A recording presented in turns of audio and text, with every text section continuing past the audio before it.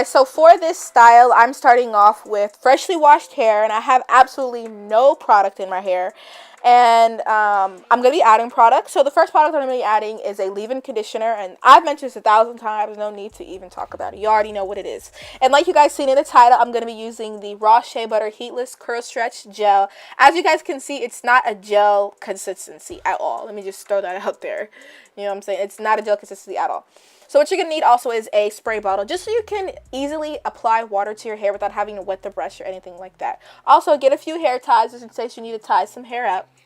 So first, what you want to do is section off your hair. Section off about like the back, like the nape of your neck, because that's where you're going to start, like about 2 to 3 twists, depending on how small you want each curl to be. I want my curls to be fairly big, you know, kind of like my natural hair, just more defined. So I'm going to be sectioning off that back nape of my neck. And you're also going to want to go ahead and tie your hair up, just so as you're twisting, you're not grabbing any hair from, you know, your bun, if you do a loose bun. So on the back of the product, it tells you exactly what to do, and it mentions that your hair needs to be damp. So before I even start adding water to my hair, I'm going to go ahead and split that back section into 2 parts.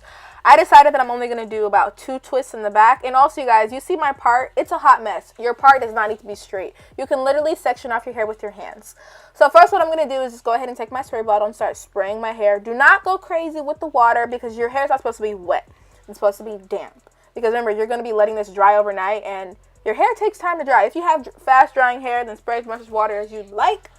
But I'm going to lose a little bit. So first, before I even add in the curl stretch gel, I'm going to add in my conditioner. And we're going to be taking my comb and detangling my hair. Remember, comb from the bottom up. Now, my hair is already detangled because I detangled in the shower and then I let it air dry. So that's why I'm just going ahead and just taking the comb and raking it straight through. Next, what I'm going to do is go ahead and add in my Heatless Curl Stretch Gel.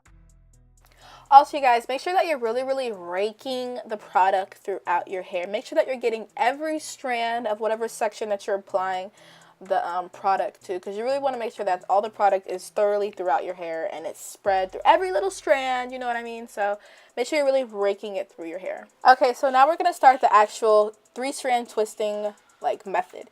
So what you want to do first is split that section into 3 parts, and you're going to start off this twist by braiding. And the reason why you start off by braiding, you're just going to single strand braid, like normal braiding, no cornrows or nothing like that, just normal braiding. The reason why you do this is because if you just start off by 3-strand twisting, it's going to come undone. It's not going to be as tight at the root and as defined at the root as you'd like. So start by 3-strand twisting, and now I'm going to slow it down a little bit so you can really see where I stop the braiding and I start twisting. So basically what I'm doing is I'm taking the strand that's closest to my neck and pulling it all the way over. Then I'm readjusting my hand to holding it like this, taking the strand that's closest to my neck and pulling it all the way over and grabbing with my other hand.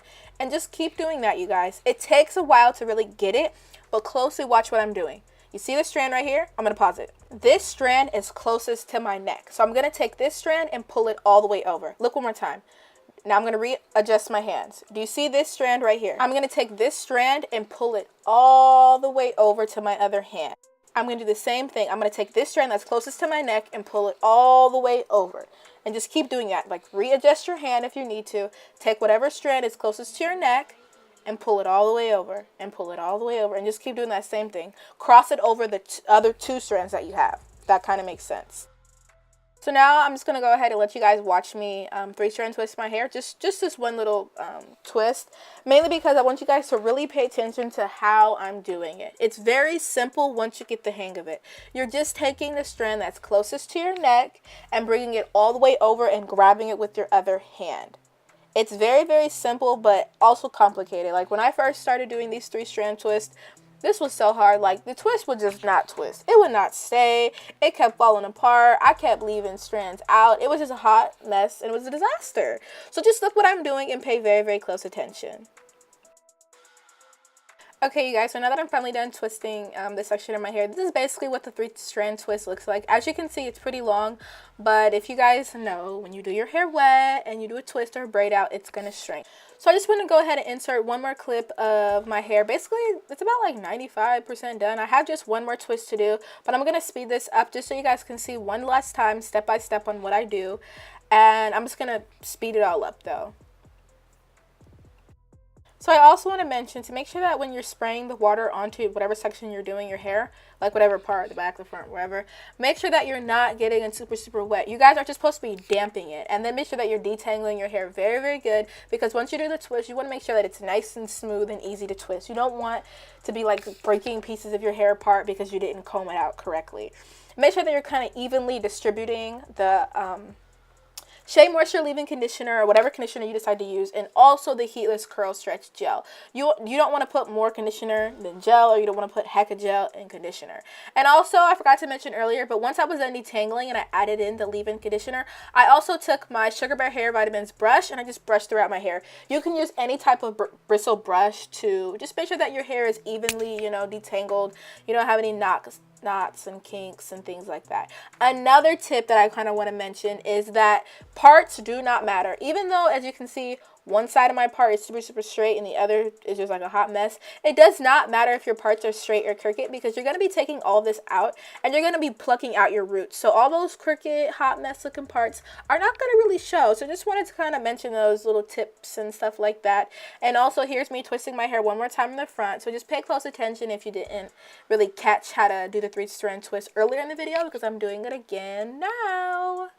Okay, you guys, so now that I'm finally done twisting all of my hair, this is basically what the twists are looking like. Like I mentioned earlier, my parts look a hot mess, y'all, but it's whatever. And my twists look pretty long, so I'm really hoping that they don't shrink up as much as they usually do.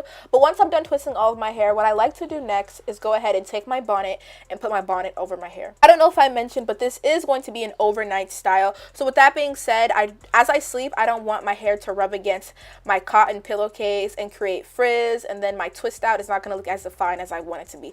When you do these twist outs, braid outs, or any overnight styles like that, you don't want any frizz. So putting on a bonnet over your hair when you go to sleep really helps, because if you think about it, my hair is protected and my hair is rubbing against silk, and if it's rubbing against silk, it's not going to create any frizz. That's why I love putting on my beautiful, gigantic bonnets.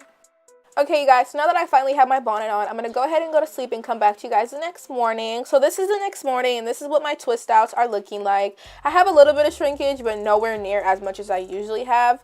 And when I undo my twist, what I like to use is tea tree oil or some type of oil, because putting a little bit of oil on your hands really helps minimize the frizz.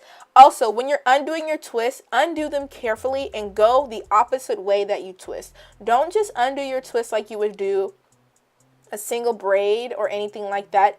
Undo your twist a complete opposite way. Also, another tip is take your time. When you're doing your twist outs and your braid outs, take your time untwisting, because like I said, frizz is like the enemy in these situations. Like, you don't want any frizz. Frizz is naturally going to happen, but you want to try to minimize it as much as you can. So now that I've taken out my other twist, what I want to show you guys really quick before I continue is this is what it's basically looking like. And what you want to do is I'm going to put a little bit more oil in my hands. But you want to take each of those 3 pieces and split them up. But as you're splitting each piece up, take it and kind of twirl it around your finger again, just to add more definition. Because as you're splitting these up, a little bit of frizz is probably going to like create or whatever, like more frizz is going to happen.